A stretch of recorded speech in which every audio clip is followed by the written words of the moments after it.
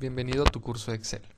En esta ocasión vamos a ver la diferencia entre tener un rango de datos como este que está aquí en nuestra hoja de datos y convertir este rango de datos en una tabla, o sea, darle un formato de tabla. Cuando nosotros tenemos un rango de datos, hacemos referencia a las celdas como C9, como D9. Por ejemplo, este es el encabezado de comisión y hacemos referencia a él como D5. ¿Ok?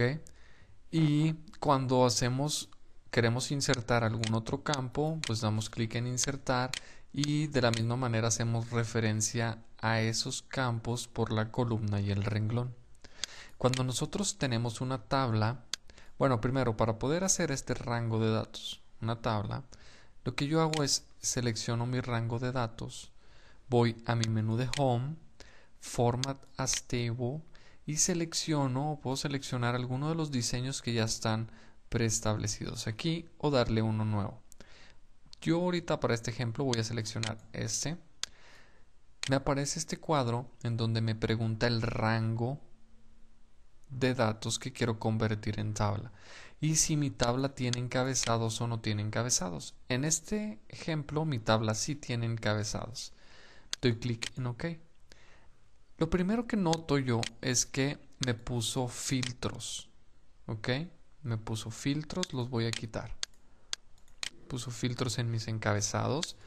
Pero también, si ustedes se fijan, en esta parte inferior derecha, tengo un simbolito azul con el que yo puedo hacer crecer mi tabla en columnas o en renglones.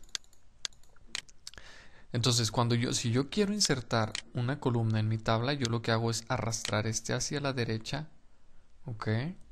O si quiero agregar un registro, puedo agregar este hacia abajo y me conserva todo mi formato y mis fórmulas, ¿ok? Entonces, ahora, por ejemplo, si yo cuando quiera hacer una referencia en una fórmula hacia alguno de los encabezados o hacia mi tabla, va a tomar los nombres. Miren, si yo doy clic fuera de mi tabla, aquí como pueden ver mi último menú es Power Pivot.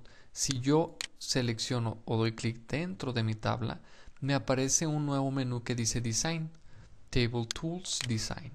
Si yo voy a Design, yo puedo empezar a modificar mi tabla, ¿ok?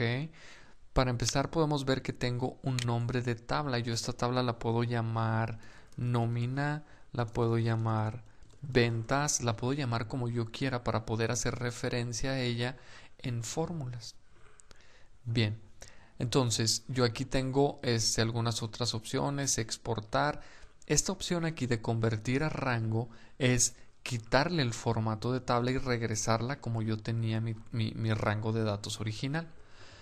Otra de las ventajas de estas tablas es que yo aquí tengo una opción para totalizar. Cuando yo le doy clic, automáticamente me aparece este renglón de totales. Se lo quito y me lo desaparece. ¿Ok? Bien, en este renglón de totales, si ustedes pueden ver, en las celdas tenemos diferentes filtros. Pero son filtros de funciones. Si yo doy clic en mi filtro, me aparecen diferentes funciones que le puedo aplicar a esa columna. Por ejemplo, este sería el promedio de esta columna, este sería el valor más alto de esta columna, este sería la suma de esta columna. ¿Ok? Entonces, en esta parte de acá también puedo cambiar el diseño de mi tabla, ¿sí?, a un color que me guste más o no sé, lo que nosotros queramos. Entonces, si yo aquí, por ejemplo, en esta fórmula, en la de total a pagar, voy a borrar aquí todo esto. Mi fórmula, si se fijan, originalmente dice E6 más D6, que es E6 más D6. Bien, ahora voy a construir esta fórmula dentro de mi tabla. Yo le voy a decir que es lo que está aquí más lo que está aquí. Doy un Enter. Si yo veo mi fórmula, ya no dice D6 más E6, ahora dice comisión, comisión más sueldo base. Entonces lo que me está diciendo es que está apuntando al dato que está en mi columna de comisiones y al dato que está en mi columna de sueldo base. Aquí voy a sobreescribir todas las fórmulas hacia abajo. Entonces, de esta manera, yo, si se fijan, ya no tendría que buscar anclajes ni cosas así, porque yo estoy apuntando a un nombre de rango.